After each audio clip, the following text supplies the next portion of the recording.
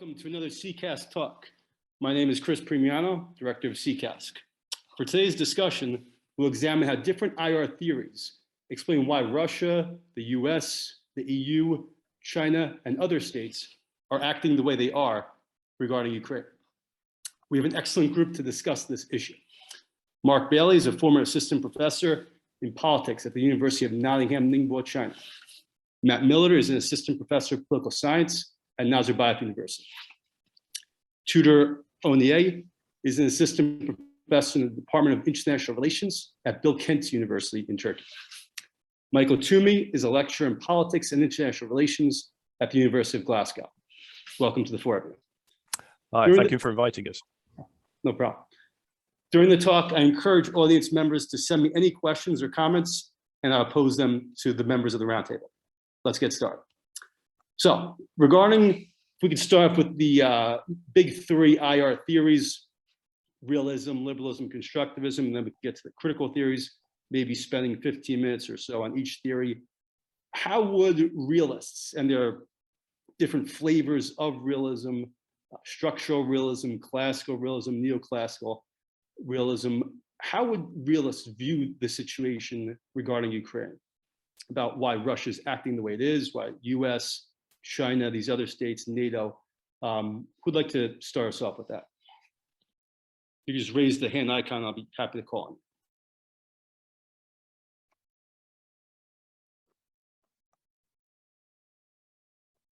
I'll go first, Chris, okay, if no one else will. So, sure. Well, I think certainly it does depend on which flavor of realism you look at, and I think it's interesting to see what realists are actually saying about the war in Ukraine. I think it's been very interesting. I've been reading, fascinated by, I'm a subscribed to Foreign Affairs magazine, which of course is very much realist in its outlook in many respects, particularly amongst the IR theorists. And it's been interesting to see the debate that's been taking place in there about what's going on. I think what interested me most, if we look at kind of offensive realism, kind of one of the branches of structural realism, people like John Mearsheimer has been entirely laying the blame at the foot of NATO. Mearsheimer has gone on record saying this is all because of NATO expansionism. If NATO hadn't stupidly expanded in the early 2000s into Eastern Europe, a traditional area of political influence, like Russia's sphere of geopolitical influence, this would never have happened. But this seems to me to be completely contradictory to Mearsheimer's own doctrine of offensive realism, where states are always and everywhere power maximizers, and the most powerful states are the biggest powerful maximizers of all. In this context, when Russia was weak, it's entirely to be expected that NATO, which is seen very much in this context as an organ of US foreign policy, would expand into an area previously dominated by one of its rivals. So I think that Mearsheimer's argument in this respect is not only just plain factually incorrect, it's also inconsistent with his own theories. So, from an offensive realist point of view, we would be looking at this as a Russian reaction to a process of power maximization by the US and its allies, in attempt to maximize Russia's own power by reclaiming those areas that it has traditionally, for a bunch of historical and cultural reasons, regarded as being its own domain of influence. Of course, whether we agree with that argument or not is another matter, but I think that would be how, and certainly that seems to be how Mearsheimer, as an offensive realist, is portraying the current situation. Okay, I'm happy to hand the floor to one of our colleagues now. So yeah, we'll probably be talking much more about Mearsheimer and the flaws, or maybe people here think strengths of his argument. Michael and then Matt. Well, yeah, so I was just going to say, basically, just one of the interesting things that, like, Mearsheimer's critiques nowadays are not even really, you can't even say they're realist. Like, what his actual critique of is what he's passing now as offensive realism, and his actual explanation for the conflict is not really realist. I agree. It's almost a weird combination of domestic politics and conspiracy theory, to be quite honest. Because one of the most important points about like realism, any strand of realism, is that great powers matter. All right. Now, if you follow Mearsheimer's arguments, then great powers are really like the only powers that have agency. They're the ones who can do what they want to do. So China can do things, Japan can do things, the EU can do things collectively, but not individually as member states. The United States can do things, Russia can do things, but Ukraine doesn't have that luxury because it's small and weak and it can't overstretch. But one of the things is that, like, if you trace Mearsheimer's argument, and effectively what it gets back to is that Russia is only reacting to what things America is doing. So in that regard, Russia doesn't really have agency, and anybody else doesn't really have agency, except for a small cabal of intelligence operatives, in the CIA. According to this Mearsheimer argument, it's the only agents in world politics are a few members of the CIA. Again, to echo Mark, aside from the fact that this is theoretically implausible, it's also empirically wrong. I mean, in 2014, when the conflict really began, with the Euromaidan movement, NATO membership was not popular in Ukraine. It was about 20 to 30% of the population supported NATO membership. True. Yeah. It was EU membership that people were looking for. And the thing is that anybody knows even the slightest bit about EU enlargement procedures knows that Ukraine in 2014 would not likely have joined the EU before 2034. Now, I mean, obviously all this has been changed, it's all been accelerated.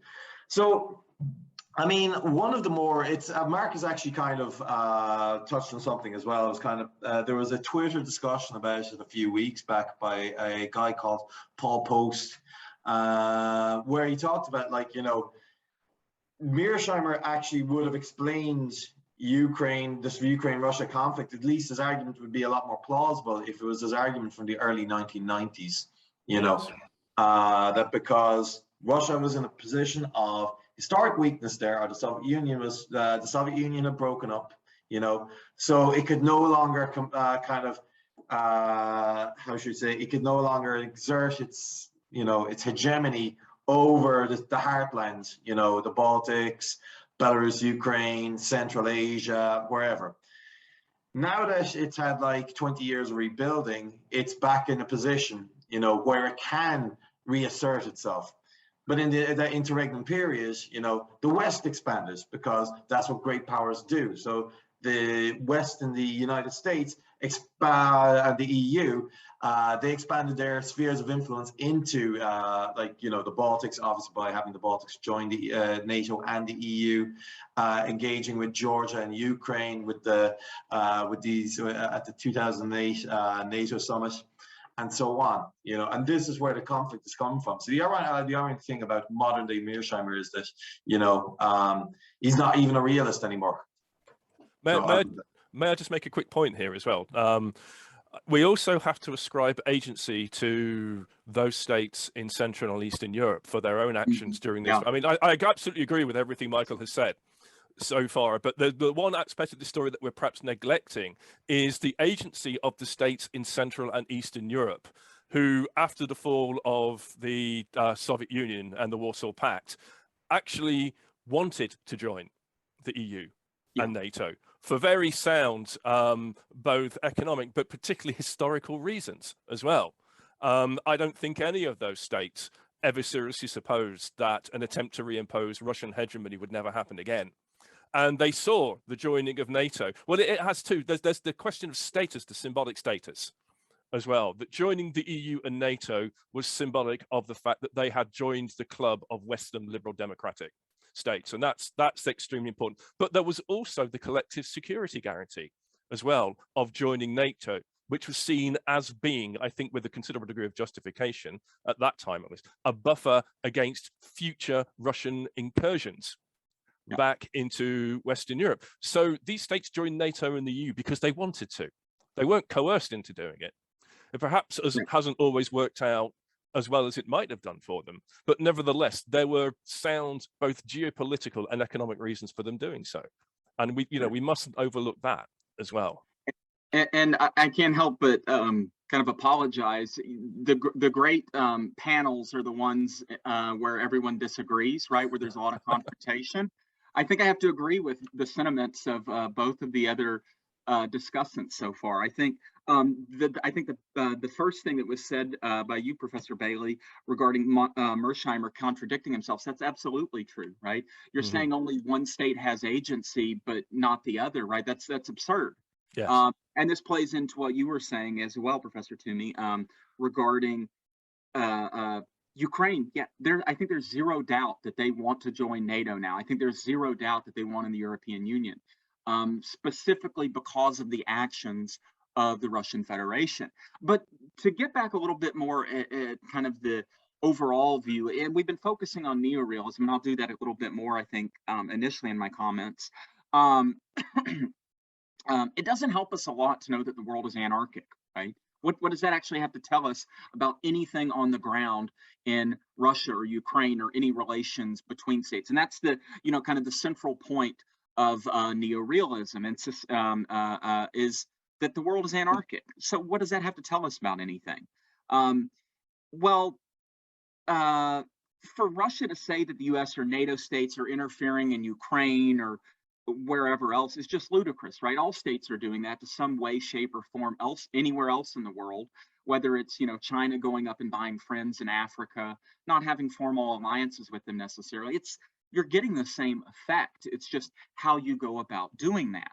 And to say, economic warfare and equate that to, sanctions being the same as invading a country, it's just absolutely ludicrous. We could say, similar things about China and its emergence throughout Southeast Asia. And I've got some more comments on classical realism as well. And I think that maybe does better at explaining the case of Ukraine and Russia than what I think neo-realist perspectives do. Did you want, Matt, did you want to talk about classical? No, I'll go ahead and cede the floor. I've been talking for a little bit. And okay. And I was just going to jump in with one very quick point. One thing I would say is about that whilst, offensive realism or just Mearsheimer realism has been taking a bit of a battering in this whole conflict, defensive realism, if we were to look at just the structural approaches, the conflict has kind of illustrated quite well some of the predictions of defensive realism, as in, if you have nuclear weapons, do not give away your nuclear weapons. Yes, that's true. I think that's like, the best kind of, the one element of kind of the neo-realisms, that has been really, really well illustrated by this is, Waltz's arguments about, like, nuclear security. If Ukraine, which also has implications for nuclear proliferation as well to other countries. Yes, it does. I think one of the things we can certainly say conclusively with regard to neorealism, why it's really not very helpful as an explanatory mechanism in this case, is because what the situation in Ukraine clearly shows, I think, as much as anything else, is domestic politics matters enormously in foreign policy. We cannot understand what is happening in Ukraine without understanding the domestic politics of Russia, of the Ukraine itself, and the European Union, and also in understanding the West's response. We have to refract, and China's as well, we have to refract this through the lens of domestic politics as well, because domestic politics has been a crucial kind of springboard to action, both in the case of Russia, but also in terms of how the response has been filtered through the domestic concerns of the West and China as well. China is now in a very difficult position. Maybe we can talk a bit more about this later. This is probably not the discussion for this now. But China has made a grave strategic miscalculation over backing Russia over this, I think.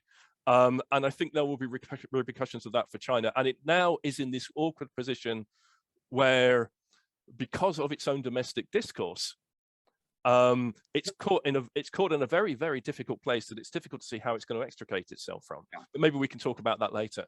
Yeah, because, well, China, definitely on the topic of China. I mean, for the case of China, I mean, I would say that the main goal of Xi Jinping is a post-American world order. And then also, given that the U.S. is now diverting its attention, focusing on Ukraine, that's diverting its attention from East Asia, that goes well for China then. Not necessarily. Go ahead. Not necessarily. Go ahead, explain. Well, if Xi wants a post-American world order, backing Russia is not the way to get it. Yeah. In this war. Not backing a country that has 10% of the economic power and is not responsible for China's economic growth over the past 40 years. Absolutely. Is not the way to go about doing it. Yeah. There is a and if any state has benefited the most from the current international order, I would argue it's China, more so than any state. Absolutely. And there is a very strong chance now that, in effect, if this alliance between Russia and China becomes more cemented and kind of China doubles down on its support for Russia, it's in a very, very risky position where Russia effectively becomes China's Austria-Hungary to China's Wilhelmine Germany. It's the albatross around the neck. Yes. Yeah. I'm actually going to jump in there very quickly, and I'm going to bring a bit of dissension and disharmony to this discussion by slightly disagreeing, because, I mean, yes, backing Russia, and certainly backing Russia to the extent that the Chinese have done so, is risky, but there's a lot of logic to it as well. I mean, here's the thing. Russia is not just potentially it's not just an ally, but it's also a potential very important rival. You know, throughout history, it has been one of China's main rivals. After this war, Russia has nowhere left to turn. Its economy has been badly hit. I mean, whatever the currency markets are telling you one way or another, you know, losing access to the EU and the American markets for everything else other than oil and gas is going to damage your economy dreadfully. All right. And this is assuming that, you know, that the EU, that this doesn't lead to the EU just decarbonizing and breaking away from Russian gas altogether. Now, if you're China, right, you can look at this situation and say, it's like, all right, I could cut Russia loose here. Maybe I get the Europeans a little bit more on board, but at the end of the day, the EU are still a liberal democracy. They're not going to back us on Taiwan. They're not. There's always going to be this kind of this inherent dissension, distrust. I back Russia, all right. This war is going to drag on. Russia's going to get bogged down further and further and further. Like, there's two outcomes of this: a forever war or Ukraine wins. There's no real outcome where Russia wins this war, you know. So they get dragged down, they get bogged down in this conflict. China becomes the only market for Russian oil and gas. And that's something that China does actually need, you know, more energy. So what you've now done, if you're Xi Jinping, is you have basically turned a potentially dangerous rival into a vassal state through your own actions and through the actions of Russia itself. And what is the cost? Worse relations with the EU? Not good, but not terrible. Worse relations with the US? That's going to happen anyway. So in that regard, there is a kind of a realist logic to China's behavior. The country I don't understand is India. I do not understand India supporting Russia, because all it does is it alienates every single partner that India needs to counter its main geopolitical rival, which is China. And again, I think kind of to, I guess, maybe take the middle ground between the two of you. I think you're right in that China sees an opportunity there to get more carbon products from Russia. The problem is the infrastructure in that part of Russia really isn't there to quickly and easily deliver it to China. Therefore, it's going to cost tens of billions maybe hundreds of billions of dollars over the next several decades to actually develop that infrastructure to get it to them. I still think that they're running against the clock, essentially, that as we move away from carbon, that's going to, that the Russian economy is going to decrease enormously. I mean, it's already, what, 10% of essentially the US's or China's economy. It is that albatross around the neck of China. Because it has pursued for decades, for centuries, autarkic policies of self-sufficiency. It's essentially, I don't want to say it's a petrol state, but that is its largest source of foreign revenue. That's what it really has to offer. And when that is not as important to us in 10, 15, 20 years' times, I think that's going to be just as much of a problem for China as it is for the West. What else can it really offer? May I make a point? I agree with you to a point, Michael, and I agree with you too. But the point where I kind of don't completely follow or don't completely agree with this argument is the historical nature of the relationship between Russia and China. I think they can best be summarized as the best of frenemies. You know, there are very real geopolitical areas of contention between China and Russia that increasing Russian dependence on China is actually more likely to exacerbate rather than ameliorate. You know, China through the Belt Road Initiative is trying to become more and more influential in Central Asia, for example. That does not play well in Moscow. And China is going to extract its pound of flesh for whatever assistance it gives to Russia, be that economic, be that military. I actually don't think they will supply them with weapons, but I could be proved wrong on that. I think that's a step too far even for Xi, providing Russia with weapons. And that would bring him into a considerable degree of economic conflict with the West, which China right now does not need because its own economy isn't that healthy. Yeah. But you know, the fact is that they have long been rivals. China and Russia have long been rivals in Central Asia. And if the balance starts to tip more and more towards China's favor, as it extracts concessions from Russia in exchange for its political and economic support in Ukraine, that's going to exacerbate those tensions. And don't forget that Putin's regime is an absolutist regime, as is Xi's, for that matter. They don't really see each other as equals because their absolutist worldview can admit no equals. Given that Putin has long held ambitions to re-establish Russian hegemony in Central Asia, that the more he becomes dependent on China is going to cause problems for Russia that actually may see that relationship between Russia and China actually become more distant rather than closer. Anyway, sorry, Matt, you wanted to.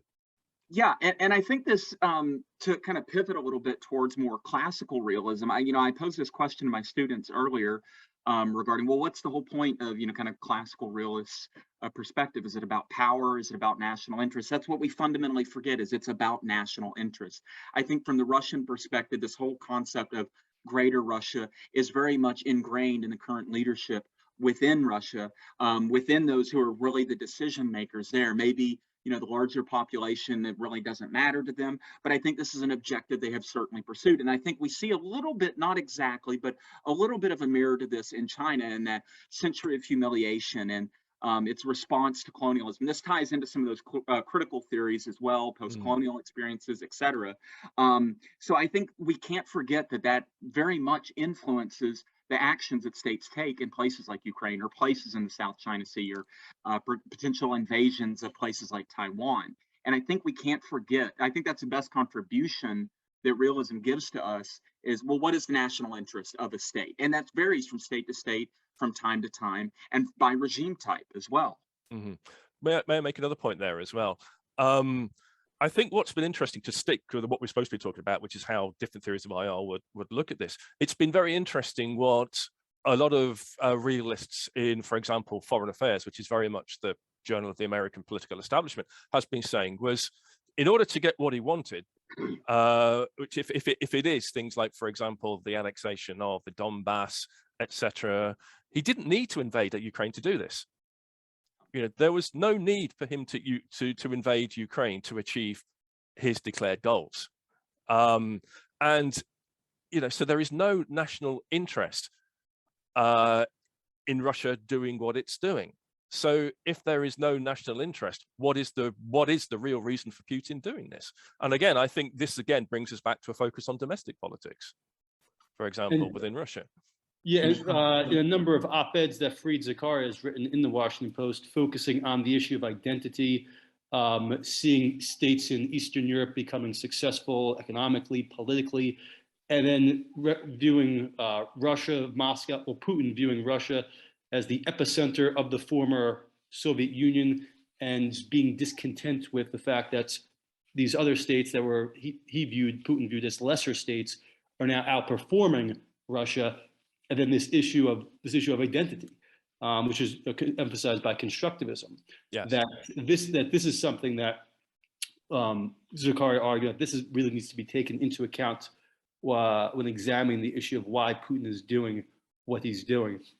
And then, Michael, before you mentioned that Mearsheimer was emphasizing domestic politics, right? Because regarding that, I was thinking like he was more like black boxing things in terms of like just looking at like NATO expansion and not looking at these other things, like in terms of the success of Eastern European states, and then being angry about that, being jealous about that, and then having to turn more to like ethno-nationalism, this anti-gay agenda in Russia.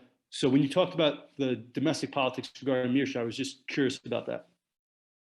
The thing about Mearsheimer is that, like I say, with Mearsheimer, to be honest, I don't really think he knows exactly what he's talking about anymore.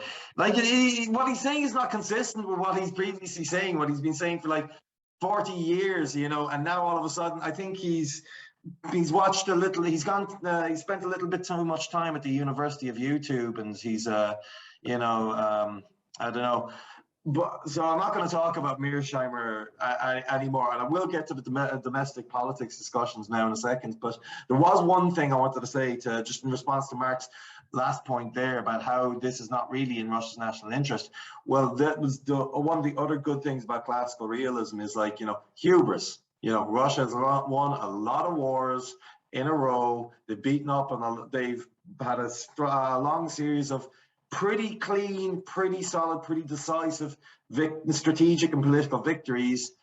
And this is one of the things that people like Morgenthau, Carr, these guys talk about, that, like, if people keep winning, eventually they start thinking, we're brilliant, we're geniuses, we figured it out, we cracked the code, let's keep doing this. They get hubristic and overstretch. To turn to a more kind of domestic politics discussion. So I'm not going to talk too much about Russia, because the fact of the matter is that I don't know that much about Russia. But what you see in Europe, more specifically, is that domestic considerations are very, very, very important in terms of deciding who is supporting Ukraine and to what extent. All right. So I think, like, my cards on the table, I think the best kind of paradigmatic approaches that explain this are, domestic politics stuff and constructivist approaches, right? So we see, like, which countries have been most staunchly, let's just say staunchly supportive of Ukraine. Latvia, Lithuania, Estonia, Poland, Slovakia as well to another extent, Czech Republic, then Romania to a lesser extent. In each of these cases, all right, you have, countries which identify themselves almost in opposition to Russia as a kind of as an entity. I don't want to say Russophobia, because it's not even Russophobia anymore, because that implies that Polish fears of Russia are irrational in some way. Because I think the last couple of months have shown that Polish fears are not irrational. I think what this war has shown is that fears in Central and Eastern Europe towards Russia are not irrational. But the thing is that, like, for pretty much since the end of the Cold War, since the democratic transition in Poland, skepticism and hostility towards Russia has pretty much been written into Polish politics, right? You cannot really succeed in Polish politics without on a pro-Russia platform. You might be able to do it with a pro-German platform, but you can't do it with a pro-Russian platform. And this has been shown time and time again. And this would be one of the things that would explain why Poland is so strongly supportive of Ukraine at the moment. Because, okay, yes, they have security considerations, but also they have a pretty unified political class, lots of identity, lots of common shared identity between Polish and Ukrainians, and all this other stuff, meaning that there are no domestic barriers to supporting Ukraine. This is not the case in Germany.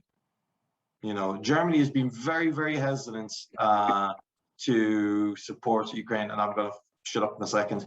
But Germany has been very hesitant to support Ukraine in a lot of ways, because in Germany there is much greater domestic debate over, well, how should we treat Russia, right? There's these historical ideational things that, like, we invaded Russia, we committed these atrocities, never again, obviously ignoring the fact that they also did those atrocities in Ukraine, but also it's like we get lots of oil and gas from Russia, and our economy is kind of dependent on Russia. So, this is another kind of issue that's driving Germany's kind of hesitancy. You have groups like the Greens, who seem to be, ironically, quite pro-Ukraine, a little bit more hawkish, whereas the socialists and certainly the CDU, a bit more kind of dovish and conciliatory towards the Russians. So I'm going to stop there because I've talked for a bit. Tudor, since you just joined us, I'd like to bring you in. So we've been talking about realism, and since Michael brought up ideational factors, we've been talking about how realists view the situation, specifically Mearsheimer. How do you think how would constructivists view Russia's actions, EU's, US, China's actions regarding the situation in Ukraine? Well, when it comes to constructivists, most people would look into how these leaders view the world, and so a lot of it will be an investigation into particularly the musings of Vladimir Putin from, say, a year ago, and his image of a common Russian world that brings together Russia, Ukraine, and Belarus, right? Which is quite interesting because a lot of people haven't really read his piece. In his piece, for instance, he makes the claim that Ukraine should be an independent state, right? Something that a lot of the people in the media do not really cover. So what effectively this is not really a call for Russia to conquer Ukraine. And it is also interesting that, before this all started, there was this organized, spontaneous meeting of the Russian cabinet, which was televised. And one of the people in there actually proposed, right, that maybe actually we should occupy the country. And Putin effectively said no. So this was, of course, directed so everyone would see that ultimately Russia doesn't want to conquer Ukraine. What does Russia want, right? It wants a sphere of influence in there. This is essentially my interpretation, right?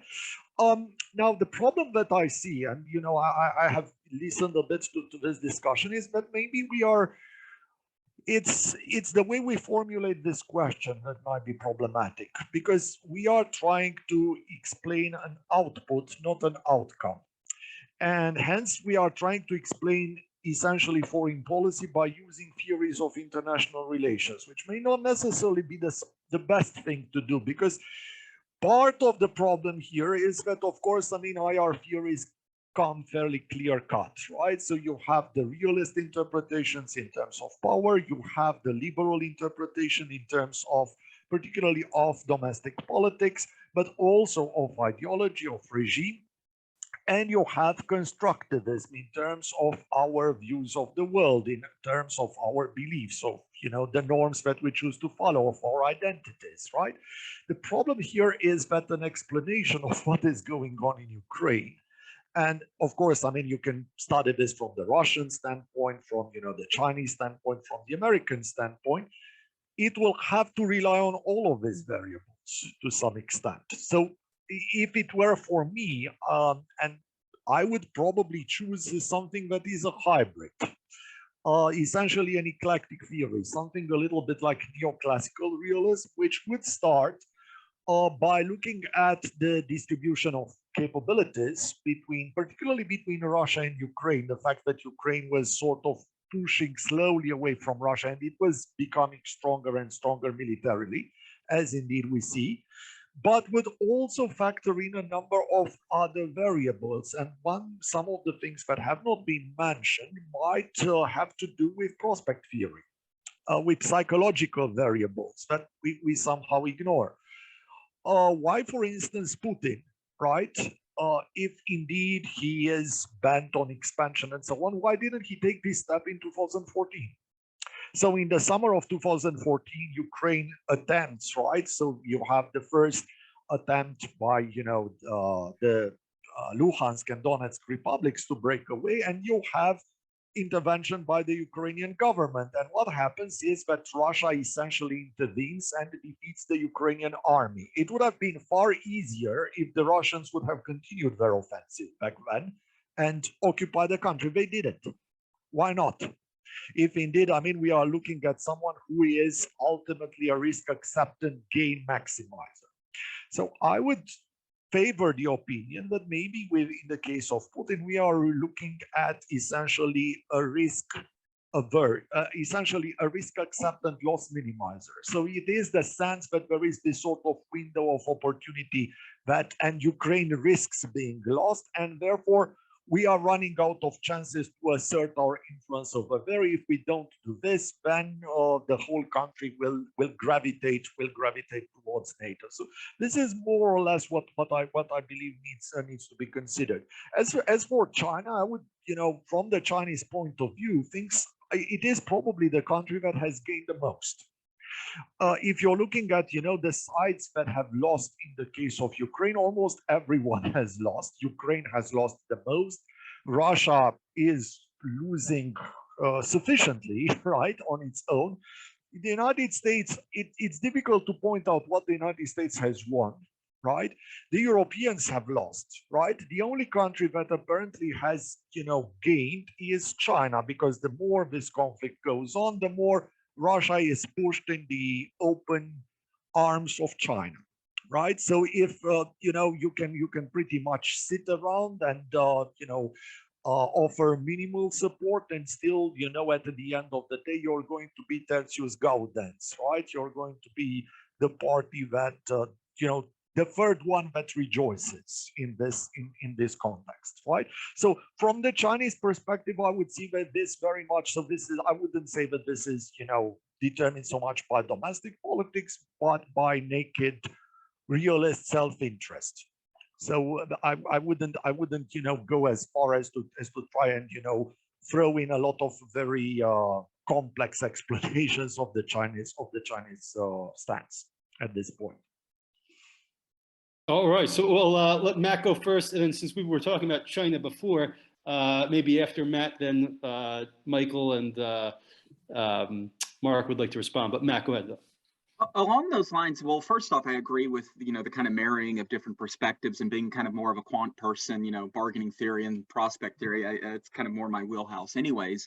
But I think I wouldn't say necessarily that China is the one benefiting in the long term, because I think we always tend to forget that IR is that reiterated game of reiterated interactions. I think in the short term, they do stand to gain the most, but in the long term, I think the unity of countries in the West, or even independent companies that Facebook, Apple, IKEA, right, refusing to do business with a country that invades a neighboring country is something that they're going to be thinking about. There have been, information coming from intelligence sources. Well, this has changed their timeline on places like Taiwan. It's changed what they might do in the future. But when it comes to constructivism, I think we, again, and I think some of the previous discussants kind of talked about this. Well, yeah, identity is really at the core of that, right? And that helps shape the relationships between countries. Putin has claimed, of course, through a variety of distorted views of Slavic history, that Ukraine and Russia are inseparable. They're the same thing. We are one, right? And I think that's a very distorted view of a short period of Slavic history. In the same way, saying, well, Irish history, you know, maybe it's saying, well, it begins with the British. No, it doesn't. It goes much, much further back than that. And being someone, you know, who is British and who is Irish ancestry, right? Like, I understand that. So I think it was certainly a distorted view. And that gets me to some of the points that I think Professor Bailey was talking about earlier. I think that his aims actually were a lot greater than what he was able to accomplish, right?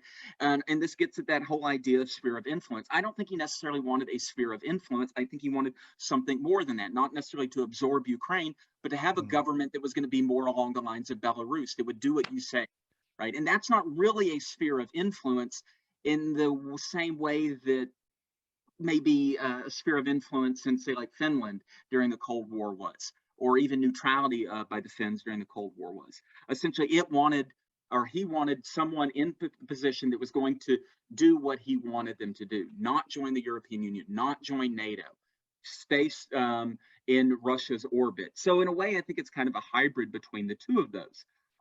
And ultimately, I don't think he just wanted Donbass, right? More than anything, he wants a land bridge to Crimea, that through Mariupol, and to get troops down to Crimea. It's a very narrow bridge, moving equipment, moving resources there. It's virtually impossible across the narrow bridge over the Sea of Azov. So I think he certainly wanted broader aims. I don't think that's going to come to happen because of, quite frankly, logistical problems, right? There's an old expression from Eisenhower back in the 1950s. Great powers sit around and they talk about strategy. Superpowers, they don't talk about strategy because they assume they're going to do it anyways. They talk about logistics. How am I going to get from point A to point B? And when you can't invade a country that's next to you and you have gasoline problems and tires that run flat because you had cheap equipment, essentially, you're no longer a superpower. You're a great power at that point, talking about what you want to do, but you're not able to actually execute it. Mark or Michael? Yeah. I think what's interesting for me from a constructivist perspective, and I share a lot of views with with both Tudor and Matt there. Though I do have certain reservations, which I may discuss in a second. But from a constructivist point of view, I think one of the things we might want to focus on when we talk about senses of identity. Now, I am not in any way a proponent of the great men theory of history, the kind of Carlyle-esque great men theory of history. I think it's pernicious. I think it's dangerous. And I think it's just plain wrong in many cases. However, in this case, I think what we really need to do, because of his unique position in the Russian state, is look very carefully at the personality of Putin himself, because Putin is so powerful in Russia, and he seems to have become increasingly detached as time goes on, particularly through the COVID period. He seems to become increasingly isolated. Even from his own ministers. And he surrounded himself with a group of hawks from the security services, who are the only people who really have any kind of sway with him, it seems now. That the way Putin sees the world and the way Putin sees his neighbors is crucial in understanding why we are in the situation that we are in now. Okay, so from a constructivist point of view, it's not just even the kind of perception of identity and the perception of national interest of the state that matters. It's the perception of identity and the perception of the national interest of the person in what seems to be a position of almost absolute power in that state that matters. Okay, and we will only really understand why we're in the situation that we are in now if we make a careful analysis of Putin's list of grievances against the West, against Ukraine, etc. That because it seems to me that's central to the story that as a constructivist, we would need to understand to be able to understand the kind of path dependency that's led us to where we are now. Michael, did you want to add anything to that? No, not at the moment. So regarding the selectorate theory, so like, using game theory and stuff, and so Matt, maybe you're more familiar with this. For the selectorate theory, like the main idea of any politician, whether a leader of a democracy or non-democracy, to remain in power, if it's a leader of democracy, dishing out public goods to a large coalition, whereas if it's a non-democracy, a small coalition. And then in terms of keeping those coalitions content. So some argue, and some people sent in questions, that is there the possibility of discontent in Russia, the elites being discontent and therefore seeking to remove Putin from power? Well, Michael, you have your hand up now. Okay, go ahead. No.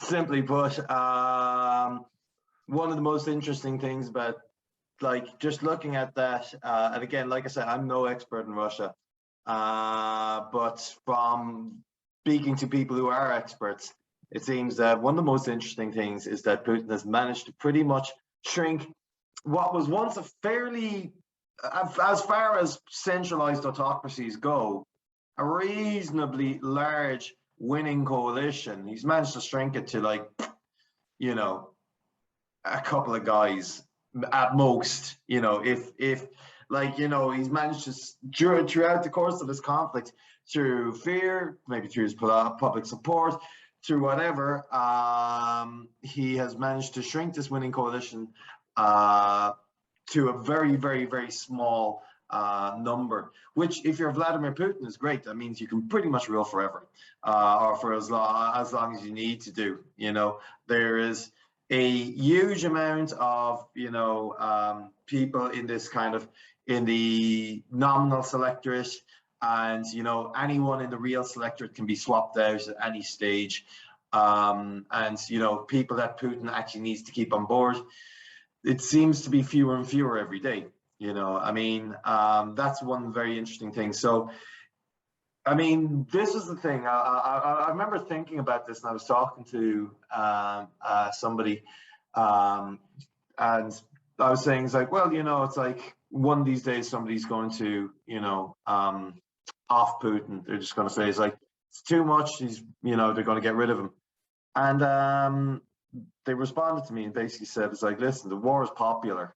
You know, the war is popular, like, to all extents, from everything we can see, from everything we can tell, from all the evidence that we have, it seems that the war is broadly popular, that Putin is not, at worst, it's not unpopular.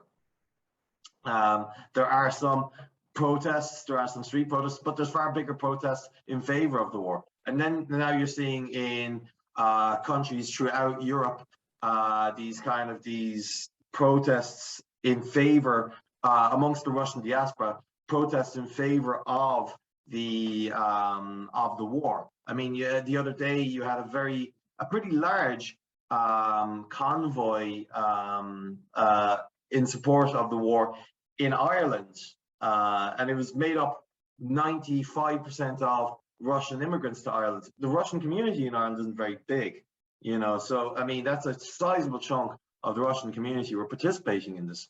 All right, so the war is popular there, and I mean, the point is that, like, if we have to think about, like, the kind of the, you know, the how should you say, the decision-making process of anybody who might be able to off Putin. It's like, how do you replace Putin and then stay in power yourself? How do you get rid of Putin and then not end up dead yourself? You know, it's extremely difficult, because, and this is one of the things, like, people are afraid. Putin seems quite popular at the moment. There's no reason to think that using selectorate theory, there's no reason to think at the moment that a change in leadership in Russia is anyway likely. Somebody's going to probably lamp me over the head, but whatever. Matt, go ahead, and then Babur, if you could just message me your question. So Matt, go ahead. Yeah, I will disagree with that. I mean, I think he's absolutely on the money there. I don't think he will get removed because, quite frankly, he has established himself in such a regime that he has eliminated a lot of that competition.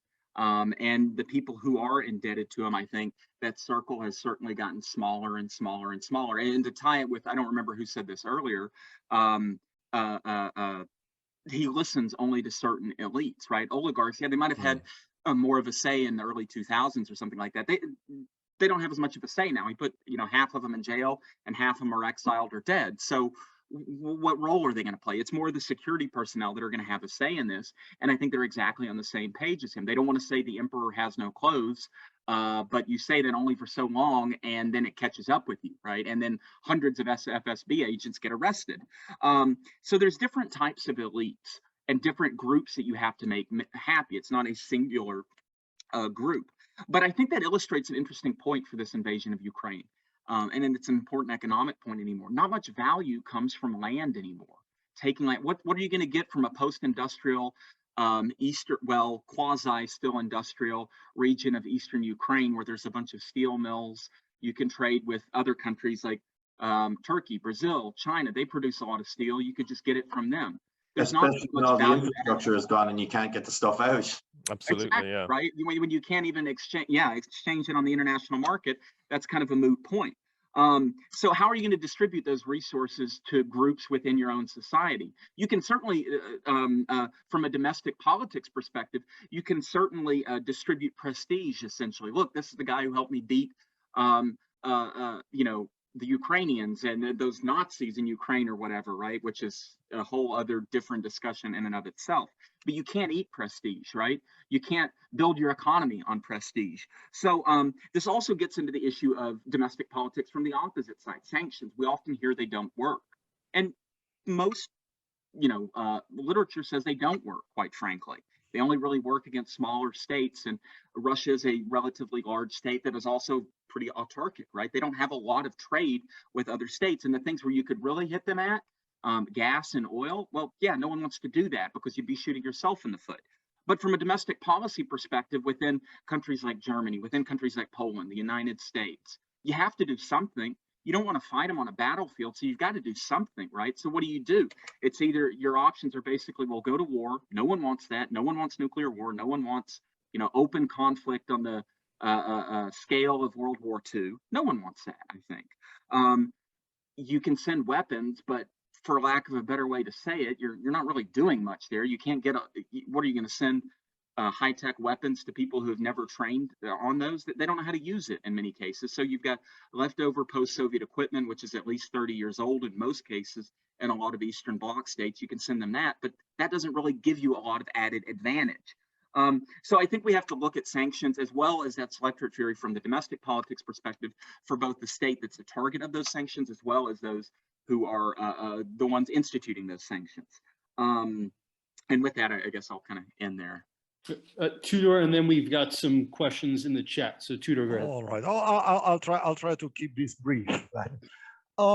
It's interesting because I had it at the ISA, which was just a couple of weeks ago, this precise same discussion with Bill Wilforth, and the answer was the same. Essentially, I mean, Putin is very likely to survive this. And he isn't really likely, to get punished in any sort of way for initiating the war. And indeed, if you're looking at his domestic base, it's, I think, easy to understand why he does not really depend on the Russian voters. It's difficult to think of, of which particular Russian leader has ever depended on the goodwill of the Russian people. And then, of course, I mean, you can look at particular elites, and this is, to me, it's, one of the strangest paradoxes, why you're bothering, sanctioning oligarchs in the hope that they are going to oust Putin. It's never going to work, because Putin's support never really depended on oligarchs, right? It was pretty much putting them in their place. His support comes from the state apparatus, from the military forces, and particularly from the intelligence forces. It's no secret that that's the former KGB in power. right? And so the question here is, would these people, be against the war? No, very much what Putin is doing is pretty much enacting their own view and their own beliefs of what should be done. And perhaps the only way that Putin might be held accountable is if the results of this war are not satisfactory. And it is perhaps to that moment that I'm thinking that maybe all this talk about the ousting of Putin might be wishful thinking, right? And we have to remember we are 1 month into the war, right? And of course there have been tremendous casualties, tremendous destruction. But if you're looking by historical standards, well, look at 1939 when Russia attacked Finland. More than 100,000 Russian soldiers died in that war. It took 3 months, but eventually Russia won. It is also fairly dangerous, Michael Kaufman makes this point, to rely only on the story that we get from the Ukraine side. It's like, we are witnessing a boxing match, but we are only witnessing the perspective of one boxer. So we don't know exactly what is going on the other side. So probably at this point, it would be very hazardous to come up with any sort of, forecast on how this is going to end.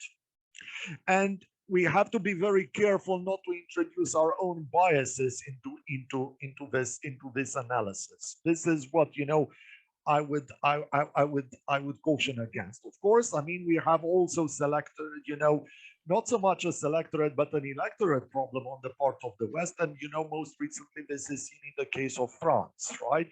And it might be interesting to see whether this unity of the West is going to persist. Should we have, for instance, who knows, maybe a Le Pen presidency in the near future. Yeah, I have to agree with that. I was going to mention the French presidency of it. That is something really to watch.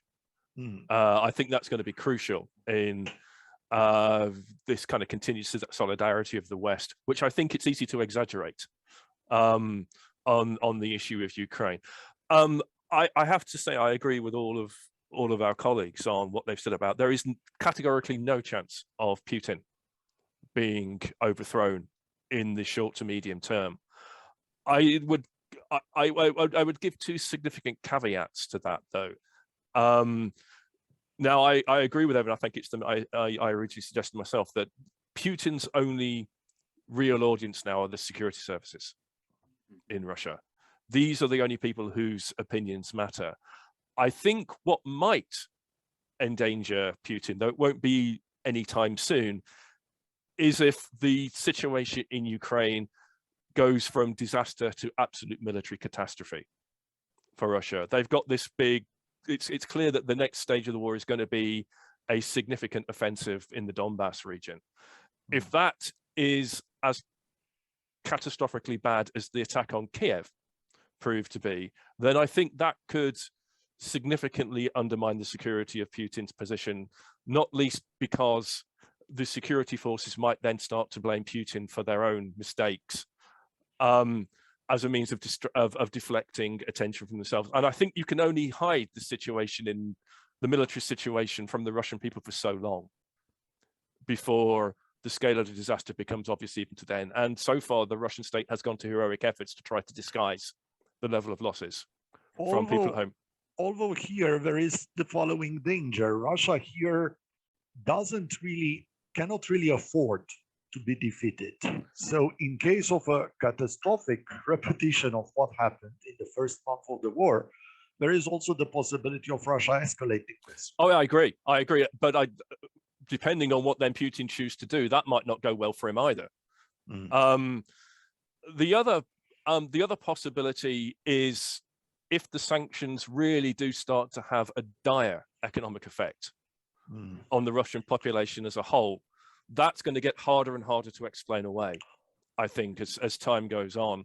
Now, I don't think that will lead to the direct ousting of Putin, but if we start to see mass protests on the streets of Russian cities because of economic hardship, that could be deeply problematical for Putin. And then you get into the cycle of protest, repression, greater protest, greater repression, and that can very quickly lead into a cycle of violence, which could unseat Which actually is interesting to me, that the single best performing currency in the world in the last month and a half has been the ruble.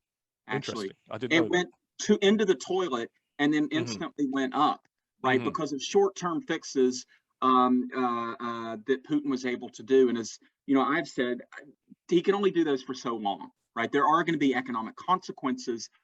And I think, honestly, the ruble's going to collapse here in a few months again, because you can only prohibit, you know, selling of securities to international holders for so long, right? You can only say, well, you can only withdraw rubles for so long and not in dollars or in euros, whatever. It only works for so long. And I think that these problems will compound in the future. How big they are, I'm still not convinced that they will be very crippling, because again, I think what we've seen in the playbook and that Russia has used in other conflicts elsewhere, time is on their side. They hope that in some way they can get Ukraine or leverage Western states to get Ukraine to come to the bargaining table and say, okay, we'll accept that you can have Donbass. We even saw Zelensky kind of walk this back a little bit with respect to Donbass, not with like a land bridge to Crimea a couple of weeks ago, that he was willing even to discuss that. That's astronomically important, right? And if he's saying, because that's the one thing states envy more than anything is their territory, and they're most willing to fight for. If he's saying, okay, I might even discuss this a little bit, that's starting to show some cracks, at least from the West, I think, maybe putting some pressure on Ukraine to settle this. Unfortunately, we are out of time. Would anyone like to offer a final tweet before we end things? Could we have some of the questions, Chris? Yeah. So Babur mentioned caveat. We should take pro-war protests in Russia with a grain of salt, as it is very common in post-Soviet regimes to coerce government employees, so for example, like teachers, civil servants, etc., to participate in them. Because I think someone had mentioned, Mike, was that you mentioning about the? Yeah, I mean, this is the thing. That is one thing, and I 100% agree with that caveat, because again, like I've watched a few videos of these things, and then they're going up to people in the crowd saying like, where do you come from? I come from Siberia. Why are you here? Because they told me to come. What do you do? Leave me alone. And then they walk away. So yeah, I mean, again, you always need to be careful with any sort of how should you say, statements about popular opinion in autocratic states that don't have freedom of information, you know, because, you know, it gets manipulated in a lot of ways. But like I say, that's why I say I don't necessarily, I should be more careful when I say the war is popular. What I should really be more careful about saying is that the war does not seem to be unpopular, you know, which is, it does not seem to be broadly unpopular, would be a more accurate way of saying it, based on the information and the data that we have. And I very much agree with that. And pigeoning home off what Tudor said earlier, we don't really know what the day-to-day perspective is coming out of Russia, because quite frankly, that information isn't really coming out. And we've cut off a lot of that, you know, the ability to even see RT in like Europe or the United States. It wasn't done by the United States. It was done by cable companies and satellite companies that dropped their coverage in the US, but we don't get to see that perspective. So I think that is very important to remember. Yeah, we might see protests. You might see that all over Western media. That doesn't mean it actually means anything, right? It could just be at face value, and it's very low numbers. And I think what Michael said regarding, yeah, it's not necessarily popular, but it's not unpopular. It's somewhere in between. There's actually an excellent article about this that was in I think it was the Washington Post yesterday, about being able to judge the true measure of Putin's popularity, for example, or the war, because people don't want to give opinions. Yeah, there's selection effects. Yeah. Tudor, you have your hand up. Go ahead. I just wanted to add a little bit something, you know, a caution sign about sanctions. The fact is that, you know, if you're looking down history's lane, you know, Russia and the Soviet Union have been sanctioned before. In fact, they have been sanctioned much worse than this, right? In 1917, Russia, you know, the new Soviet Union signs a peace treaty with Germany, exits World War I. In fact, that also triggered the intervention against, you know, Bolshevik government. But essentially, this led to pretty much the complete economic and diplomatic isolation of the new Soviet state. Well, 12 years later, it was back on. It is very difficult to keep contained, right, under sanctions, a country of the size of Russia. And again, this was mentioned, sanctions have a rather poor record on their own of changing minds, right? If you're not marrying them to force or to any threat, essentially they work about 5% of the time. That was, that's pretty much the assessment. And so the only thing that this conveys at this point is very much the sort of diplomatic, we disapprove of what you're doing and we are trying to condemn it. But the problem here is, can we actually use the sanctions as a bargaining tool? Because so far it hasn't been made clear whether the sanctions, in case, for instance, there is a diplomatic settlement, whether the sanctions are going to come off, and whether there is going to be a resumption of the normal business that was going on between the West and Russia. Yeah, that's certainly. Yeah. Sorry, Tudor. I'm sorry to interrupt you, but this is actually an interesting point, because Liz Truss, the UK Foreign Secretary, has said several times now that if Putin gets out of Ukraine, the UK will lift sanctions.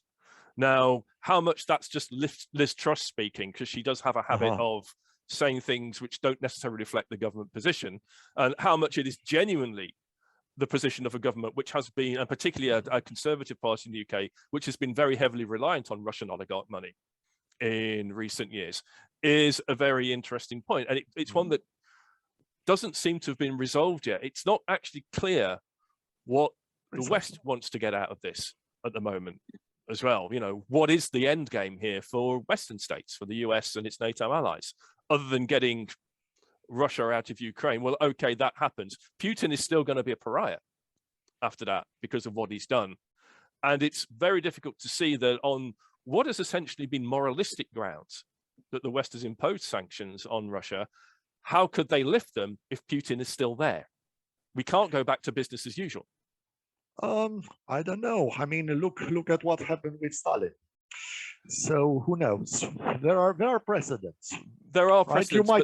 But this is not the 1930s. That's why you shouldn't really use harsh words, because later on you might have to eat them. That's the problem. Agreed. Matt will have our last word here. Matt, go ahead. Yeah, I think 2 points to what Tudor was talking about.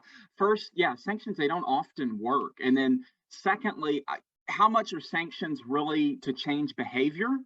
And how much are they just to satisfy domestic publics? We were talking about selectorate theory. Democracies, you have large groups of people that have to be pleased. No one likes seeing children die in conflict. No one's like seeing children die in peacetime. No one really likes seeing them die by human actions. So I think that's one of those things in the toolkit to more, rather than change behavior, to placate domestic political constituencies. And I think we can't emphasize that enough. And then the other point, which actually just escapes my what I was going to say, so it must have not been very important. I'll go ahead and quit talking now. There was something that I had profound to say, but of course I forget what it was going to be. So I'll stop talking now, I guess. Okay, so if anyone has a last comment, because we are out of time. Last comment from anyone? All right, so thank you for all the panelists joining us for this talk, and thank you to our audience and to my excellent KeyMep colleague, Miriam, in terms of putting this together. So please, we will send out another email about another CCASC talk, and thank all of you for participating and joining. Have a good evening. Thank you very much. Okay, enjoyed it. Thank you. Thank you. Bye-bye. Have a good evening.